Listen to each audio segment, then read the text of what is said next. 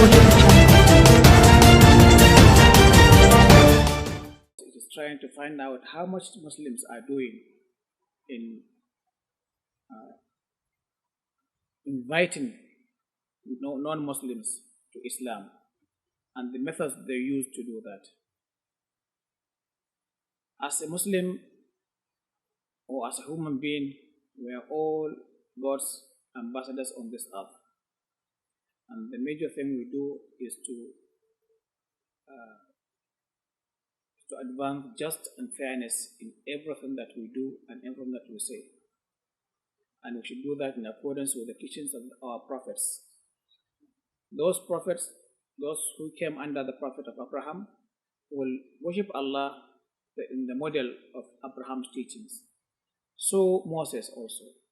So also the Christians during the lifetime of Jesus. May Allah be pleased with them.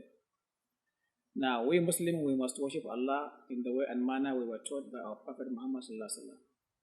And of these teachings is that we should invite non-Muslims to Islam in the best manner, in the best character, and the best fashions, with beautiful utterances, without being furious or being annoyed or being tense or emotional in what we say or what we invite them to believe.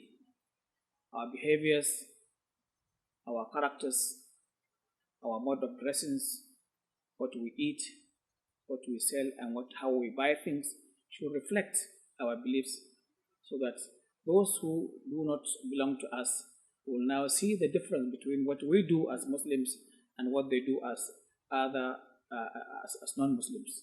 And from there, they will now understand the difference. They say, okay, this religion must be more complete than ours, so let me abandon my religion and follow Islam.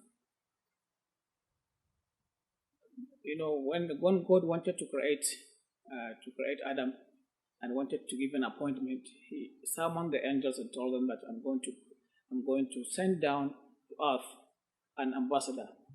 And this ambassador was Adam. And they said to Allah, they raised alarm, oh Allah, you will send another creation to go and kill themselves and shedding blood and committing mischiefs and abominations and calamities. Allah says, I know what you do not know.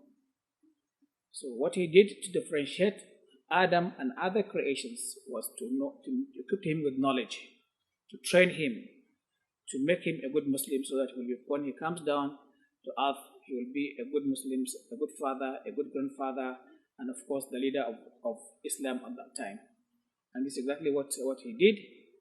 And then when he passed away, his children took up the banner, and until us today, we are all his descendants, we are all his grandchildren, and we behave the way and manner he did, and we all have prophets. One time elapses, people start forgetting what Allah has said. Allah will now enliven them with another prophet who will now tell them what Allah wants and what Allah dislikes in their behaviors and in their doings. So every Muslim has a role to play in the dissemination and propagation of Islam amongst even the Muslims and especially the non-Muslims, through every aspect of his life. We should behave like a Muslim, talk like a Muslim, buy like a Muslim, marry like a Muslim, raise the children like a Muslim, stay with his wife, everything, all his conduct should be Islamic. And if that happens, then we are really different human beings amongst different human beings, and then they will now imbibe from us our characters and become Muslims.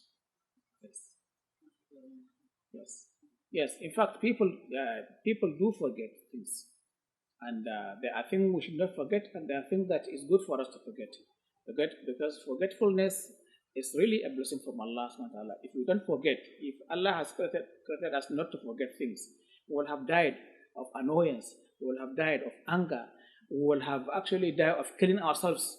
We will not forgive anybody because we always remember what happened. The Arabs are saying, لولا النسيان لمات الإنسان حزنا. If not because of forgetfulness, people would have died of annoyance. You know, if somebody lost his loved one, he doesn't even like to taste of water, let alone taste of food, for days. Now, if he if not because of the forgetfulness that Allah instilled in him, he will now, okay, the first day it was terrible.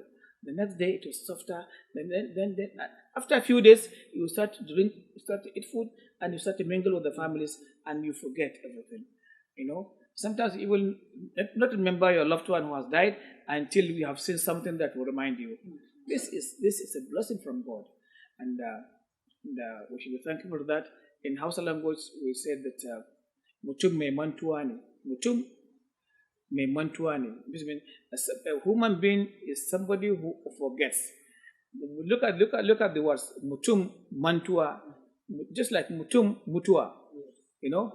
So God has created man to forget, and He has created him to die. So that's a beautiful cycle, and it's a blessing from Allah, and we thank Him for that.